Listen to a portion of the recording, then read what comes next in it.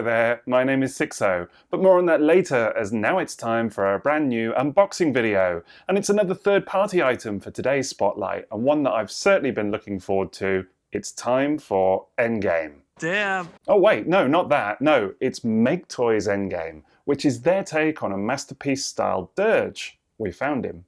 Now, it's kind of exciting, as I think most people have presumed that the unofficial third-party outfit was pretty much dead and buried after they had some well-publicised financial troubles. Well, this is their first release in some time, so let's get cracking and see what it's all about. MTRM-15 Endgame is the latest release from Maketoys in their masterpiece-styled Seeker lineup, and despite being the fourth use of the design overall, sees a number of moulding changes to bring us the first in their trio of coneheads. It's been a long road till this point, with Endgame first being teased as far back as 2017 no less. There's still no major sign of progress on his teammates, known as Booster and Jetstream, although fingers crossed we get some news on them soon. After all, it wouldn't be the only ongoing team roster that Maketoys has in hiatus right now, not to mention that there are other considerations to be had on the horizon. You see, we've just been treated to the very first sneak peek at a brand new official Masterpiece Seeker design, and whilst the very idea of such a thing has been met with equal parts excitement and existential dread, there's perhaps little doubt that Takara Tomy will get round to doing a new set of coneheads eventually. Of course, we've previously seen these characters done in official form using the MP11 mould, but I think most collectors will agree that they were a somewhat subpar set overall, and that there's enough room on the table for some improvements to be made.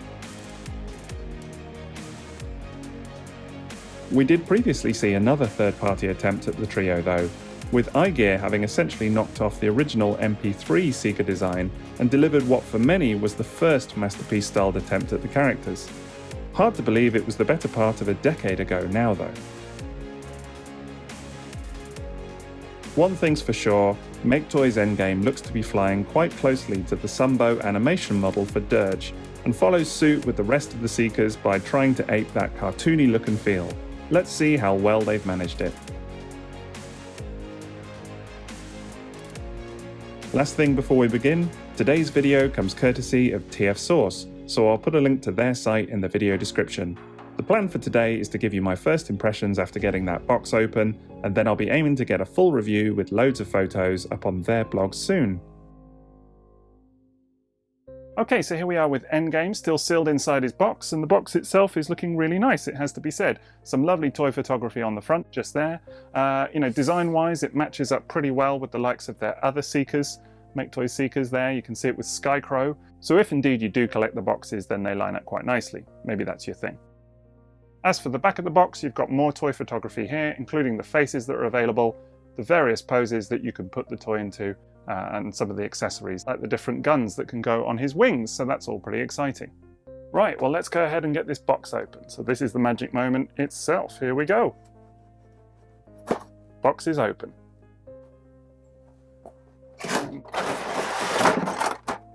There we are. Right, let's get this guy out the clamshell and then we'll take a look at the contents. Oh, that was pretty easy. Right then, let's see what else we've got in the package with Endgame. You get two of these null rays, looking pretty sharp. Not literally. You also get two of these more sort of bomb-style missile pieces, whatever you want to call them, but they're much more representative of the weapons that he was sporting on the G1 toy. So that's kind of nice. You also get these little missile tips as well. Now these are actually for vehicle mode. You can remove the ends of the null rays and put these in place instead. And I think it's supposed to give them kind of a shorter look for vehicle mode. I never really use them, to be honest, but they are there if you want them, of course. Then we have no less than 4 additional faces, which is more than any other version of this mold so far. This is the first one, which is a kind of smiling face, which actually looks pretty cool, kind of like that. Face number 2 is I don't know, what is that? Is that smiling? I guess maybe that's what Dirge does when he's smiling. I don't know. I think it's smiling. Face number 3 is sad. Looking very, very sad there. His name is Dirge and he's sad. That's what I take from it anyway. I don't know. Either that or he's, I don't know, just got a bit of an upset tummy. Hard to say. And here's face number 4, which, I don't know, I don't think I'm going to be using a whole lot, personally speaking, but What is that? Is that surprise? I think it's surprise. I don't know. Either that or I don't really want to make a suggestion about what this face is meant to represent. It's there nonetheless. And in a surprise move, it looks like you also get some filler pieces for Maketoys Meteor, I believe. That's what they look to be anyway. I wasn't expecting this, so a bit of an unusual one, but it does seem to be that these are the much fabled filler pieces. A lot of people complained about him having hollow wings, you know, when you look at it from the back or underneath or whatever mode it's in. So that's interesting. Look forward to trying those out. And you know, with Dirge left alone in his clamshell with none of his accessories still there, it kind of actually looks like he's at his own funeral, right? How poetic. Right, so let's go ahead and take a look at this toy, shall we? Well, first thing you'll notice is that he's looking pretty awkward straight out of the box, so there's obviously a bit of adjustment to be done. Fortunately, I know the score here, so it's all pretty simple. Just pull the arms down, like so, and adjust this waist piece a little. Just fold it up like that. And already he's looking a little bit more like you would probably expect. So here's the complete package that you get in the box with Endgame. You've got, as I say, the 2 null rays, the 2 sort of bomb-style missiles, the little tips for the null rays for vehicle mode, 4 faces, and 2 wing filler pieces for Maketoys Meteor. Now, personally, I prefer my cone heads with null rays, so I'm going to go ahead and put those in just now. And they just clip in pretty easily to the sides of the arms. Like that. Fairly nice tight fit. And they look pretty good. One other thing I've noted right out of the box is that these little parts just on the underside of the feet just need to be rotated backwards as well, which is a fairly easy process. They just go back like that, and it gives them a little bit more ability to stand. They act a bit more as a heel. I don't know why they don't come like that out of the box, but there you go. Let's also take a quick look at those wing fillers for Meteor, shall we? Quite simply, this is what the back of the wings normally look like, slightly hollow. Doesn't really bother me, to be honest. It's not something that's ever bothered me about this toy, but a lot of people commented on it online, so I guess Maketoys have seen fit to provide some wing fillers for it. Now I've just folded down this little section here and the 2 tabs here out of the way, and then you just go ahead and plug it in like so. Press down a little and there it looks like that. Fold these tabs back over, fold this section back up, there we go. And then this shows you the difference that it makes. This is obviously with the filler section installed just here on the right, and what it originally looked like on the left just there. And for my money, you know, it does look a lot better. I can't say it ever bothered me to begin with, but hey, if they're going to provide them as free accessories with Endgame, then I'm not going to complain. Okay, so here is Endgame in his robot mode, and first impressions are that he's looking really, really nice, I have to say. Really like the colour scheme overall. I think this base body blue looks fantastic. Big fan of that, I have to say. Really like the purple accents on the kneecaps as well. Really nice crisply applied paint there. And the little red and yellow accents look excellent too. So really, really good. I like the grey that they've chosen for the different sections of the body there too. I think that looks great. Really, really nice dark colour, but still warm enough that it looks good in the light. And it offsets the blue nicely. This is slightly weird, but I seem to have some rather unusual marks on the canopy on mine, which is a bit annoying. The actual canopy itself looks great, and it's got a kind of sparkly grey, silvery quality to it, which is really, really cool. But mine, you can see just there in the middle, has a couple of sort of like little, I don't know, brownish sludge marks. I don't really want to pass comment on what that might be. I've had a look, and they don't seem to wipe off either. If anything, it's on the inside of the translucent piece of plastic for the cockpit. Annoyingly, you can't get to that because the silver piece, which is kind of on the inside there, is stuck in or however it's assembled, but it doesn't allow access. So not quite sure what I'm going to do on that score, but that's really kind of bit of shoddy QC there from Maketoys. That's unusual for them, but can't say that I'm too impressed with that. Needless to say, it looks a bit odd.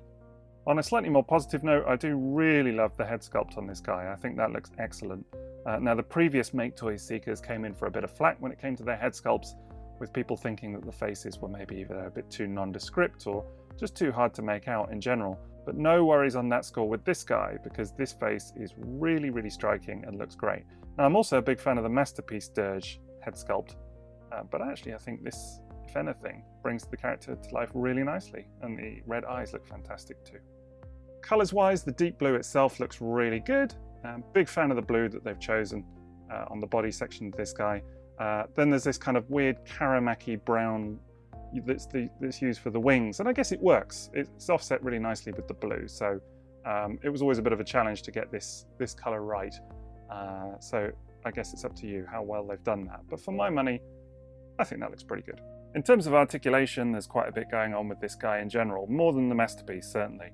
I mean, there's a good range of motion at the head, really allowing for quite a bit of free movement there with the side to side as well. Shoulders have got a decent bit of movement to them, both to the side and forwards as well. Very, very decent range of motion with those. You can also get a really good bit of movement at the elbows there, well beyond 90 degrees at the elbows. And of course, he's got little articulated hands too. In terms of the hips, then he's got these little hip flaps which just pop up and out the way. I will say these have a slight habit already of just popping off at a moment's notice, so that's a little bit annoying. And then the hips will rotate up. Not quite 90 degrees, but well, almost there, not too far off. Just be careful those hip bits don't fall off. Then as far as the knees goes, it's actually really decent. Because it goes all the way back to there, and then you get a little bit extra as well because of a ratchet just within the knee joint itself. Slightly impeded by this piece just there, but actually it works really well. As for the ankles, you actually get quite a decent bit of ankle tilt just like that, which is really, really nice. They seem to have a habit to pop back into the sort of default stance a bit too easily for my liking, but hey, it can be done.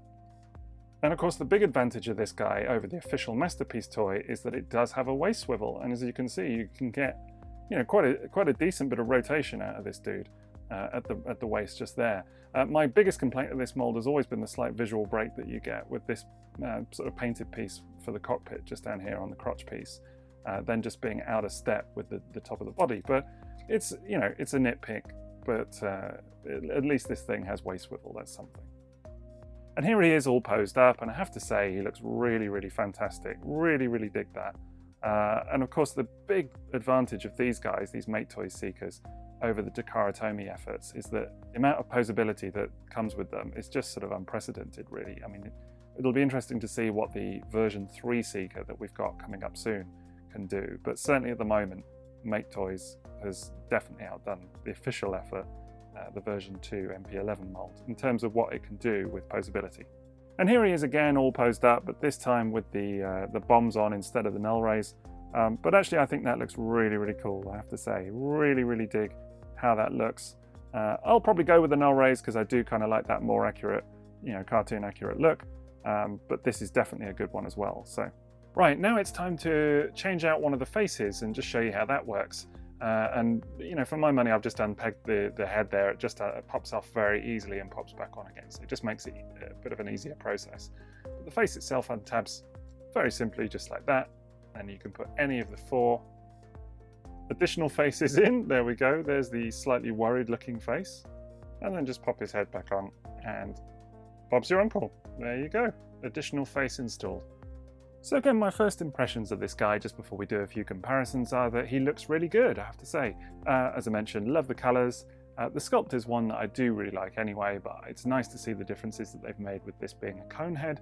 And it definitely feels like it represents the character of Dirge really well. In terms of detail, everything's looking pretty much on point, so you can't fault Maketoys there. And they've definitely provided a lot of differences to the original sculpt to make this guy feel unique. So it's all a good show, really. Right, so let's do a couple of comparisons. Now, the obvious one to do is Maketoys Meteor, the original version of this mold. So there he is.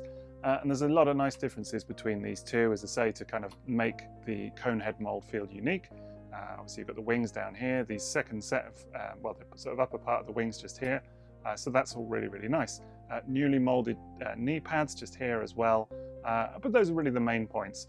There is probably more that they could have done. I mean, on the original mold, I always kind of felt like these sections, these intake sections, should tip forward slightly there, which is something that, the new Masterpiece toy looks to have incorporated.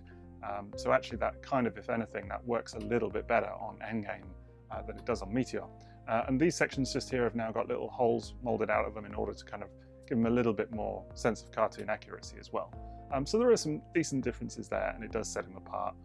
The biggest difference, of course, is the head sculpt, the coned head, which really does make him look very unique. So yeah, overall, very, very cool.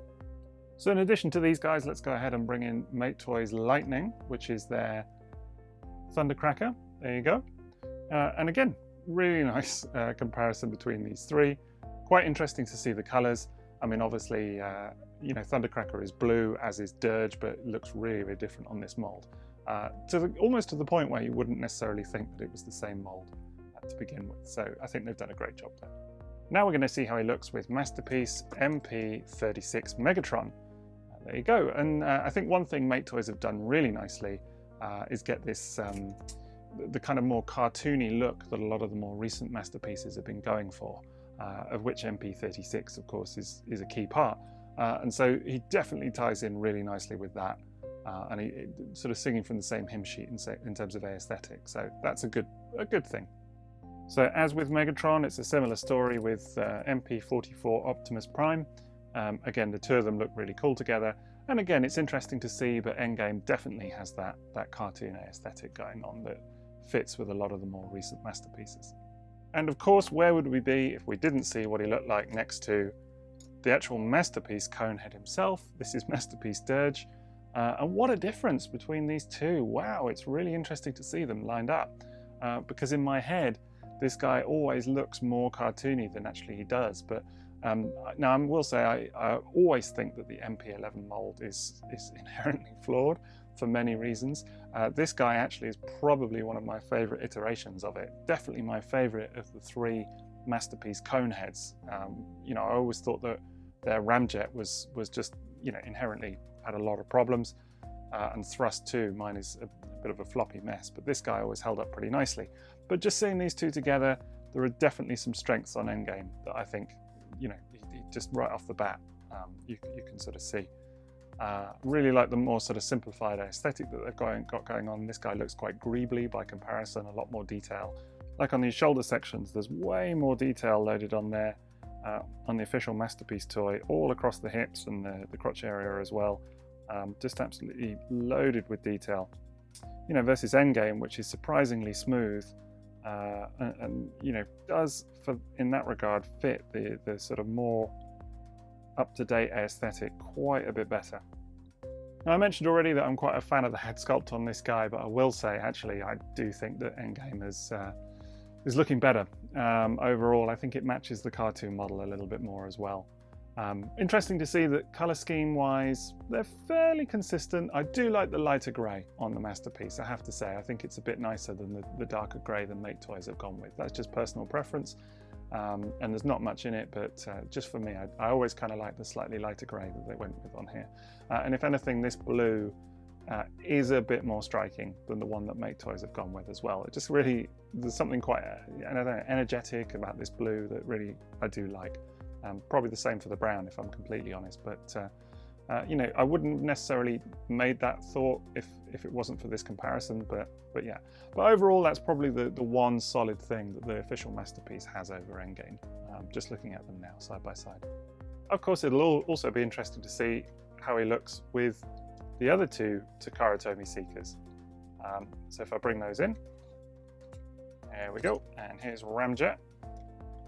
You can see the three of them lined up there. And you know, I don't think it particularly works, but I guess at a pinch, if that was what you were going for, I mean, who am I to argue? But it'll be really lovely to see it when Maketoys have finally released all three Seekers and they're all on the shelf. And finally, here we are with some other third-party Decepticons, you know, and going for a sort of more of a 2005 vibe, if anything. Lots of purple and blue. But I think it looks great with these guys. Really, really love that. Mad to think that all of this is third party, no official toys there. Absolutely insane. Right, let's do this transformation. So going to go through this step by step, see how we get on, but it's a mold that I'm already pretty familiar with, so don't imagine there'll be too much trouble. So let's get cracking.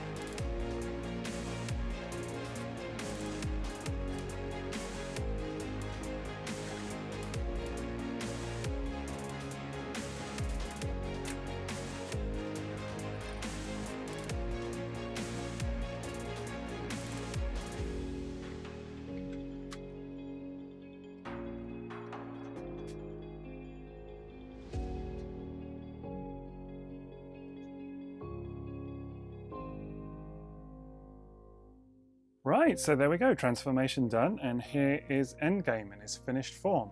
This is his jet mode, and yeah, looks pretty good. Basically as I expected, I guess, if I'm being completely honest. That's essentially what I thought it might look like.